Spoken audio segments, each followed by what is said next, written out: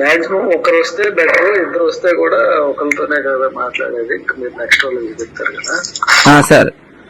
ఏం లేదు, కొంచెం ఇది సీక్రెట్ గా చేసుకునేటారు కదా. ఓకే, తప్పకుండా సార్, నాకు అర్థమైంది సార్. ఏం లేదు సార్, ఎంతనంటే నేను ఒకసారి మరి ఫిగర్ చెప్తే నేను ఒకసారి రెడీ చేసుకుంటాం సార్, మేము కూడా అందుకని అడుగుతున్నాం సార్. సార్ ఇది డిఎస్సి లో పోస్టింగ్ మీకు ఐడియా ఉంది ఓకేనా? అవును సార్. మీరు ఇది వచ్చేసి మార్కెట్ ఇప్పుడు 15 లక్షలు అట్లా నడుస్తుంది. బాబాయ్ అంతంటే పెట్టలేమండి. ఏంటంటే డైరెక్ట్ గా పోస్టింగ్ ఇవ్వటమే కదా. సరే, అది ఏదన్నా మీరు వచ్చి మాట్లాడితే ఏమన్నా నెగోషియేషన్స్ చేద్దామంటే చేద్దాం. సరే సార్, అయితే ఓకే అండి, నేను మాట్లాడతాను ఓకేనా? అలాగే అండి. వీలైతే నేను యాక్చువల్ ఏంటంటే నేను ఇప్పుడు టైం తక్కువ ఉంది కాబట్టి ఇంటికే పిలిపించి మాట్లాడతాను, మా ఇంట్లోనే మాట్లాడుకుందాం. ఓకే సార్, అలాగే సార్, కొంచెం పర్సనల్ గా వస్తే మాట్లాడి చేద్దాం. తప్పకుండా సార్.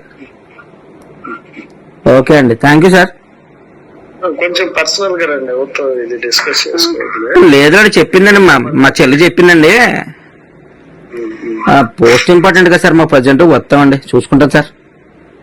సరే అండి. వాట్సాప్ కాల్ ద్వారా బేరం ఆడుతున్నటువంటి పరిస్థితిని, ఆడియోని ఇప్పుడు నేను రిలీజ్ చేయడం కూడా జరిగింది. ఇది ఏ నెంబర్ నుంచి కాల్ వచ్చింది?